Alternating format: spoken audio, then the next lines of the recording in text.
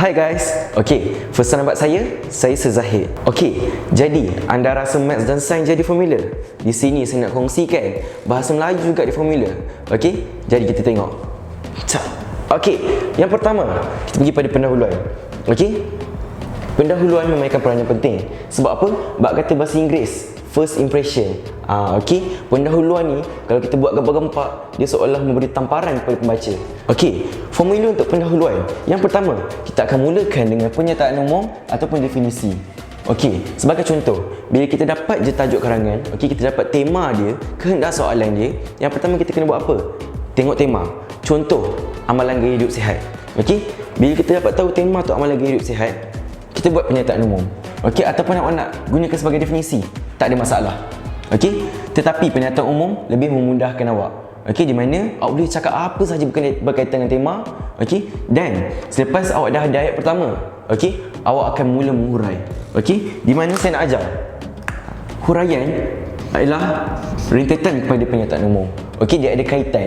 Ayat-ayat ni dia kena saling berkaitan. Sebagai contoh, bila awak bercerita, awak akan mulakan dengan A, B, C mengikut urutan dan diakhiri dengan Z. Begitu juga dengan karangan. Di mana huraian ada kaitan dengan pernyataan umum.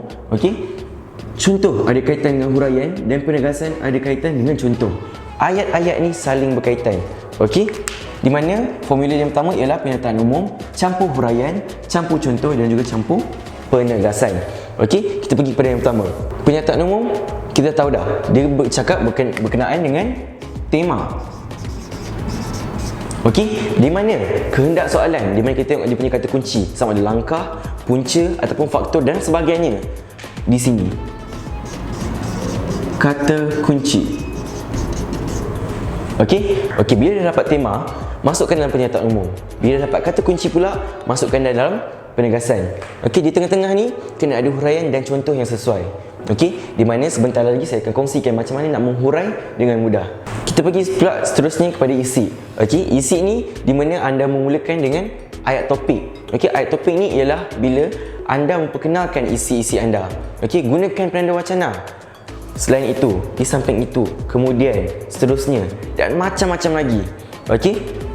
Ayat topik seterusnya diikuti dengan huraian. Sama juga macam atas. Ayat-ayatnya haruslah saling berkaitan. Seterusnya contoh diikuti selepas huraian. Dan contoh pula diikuti dengan penegasan. Lebih kurang sama. Jadi tak perlu nak bersusah payah hafal. Sama je sebenarnya. Cuma kejap lagi kita akan tengok tips yang lebih lanjut. Seterusnya kita pergi pada penutup. Penutup dimulakan dengan kesimpulan secara keseluruhan, di mana anda nak simpulkan apa dapatan anda. Seterusnya, selepas dah simpulkan secara keseluruhan, anda haruslah menyantikkan cadangan. Bila dah ada cadangan, kena ada harapan daripada cadangan yang anda lontarkan dalam karangan. Jadi inilah tips-tips dan juga formula yang saya ingin kongsikan. Di mana macam mana nak menghurai dan juga menulis karangan dengan mudah. Seterusnya kita akan pergi kepada teknik menghurai. Jadi untuk teknik menghurai, kita ada beberapa perkara yang kita perlu fokuskan. Yang pertama, kaedah bertanya. M, mengapa? A, apa? S, sekiranya. S, siapa? B, bagaimana? B lagi satu, bila? Dan juga akhirnya D, di mana? Untuk kaedah ni, anda semua perlu bertanya kepada diri sendiri untuk dapatkan huraian. Sebagai contoh, anda dah nyatakan satu pernyataan umum. Tanya balik diri sendiri, mengapa? Bila anda dapat jawapan, itulah huraian dia. Nampak tak dia berkaitan? Sama juga teknik apa, sekiranya, siapa, bagaimana, bila dan di mana. Semua teknik ni sama je.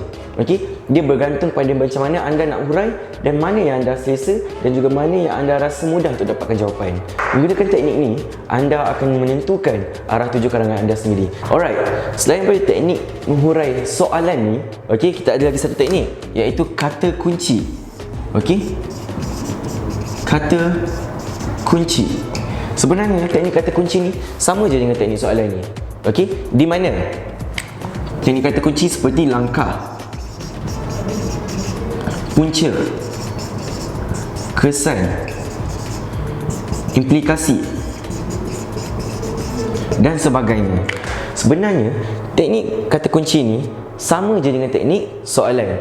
Cuma pastikan di bahagian pendahuluan anda tak letak kata kunci iaitu kehendak soalan. Okey, bila pendahuluan tak boleh letak isi-isi anda. Sebagai contoh, kehendak soalan ialah langkah-langkah amalan hidup sihat. Okey, dekat pendahuluan boleh nyatakan punca, boleh nyatakan kesan dan juga implikasi, tapi jangan letak langkah. Okey, bila anda letak isi di bahagian pendahuluan, karangan anda jadi salah.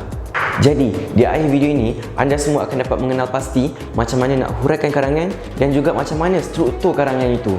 Okey? Jadi, untuk sesiapa sahaja yang rasa karangan itu susah, tengok video ni dan pasti anda akan rasa senang. Jadi, jangan lupa like, komen dan subscribe YouTube channel kami dan juga layari laman web etuition.my. Sekian. Jumpa lagi.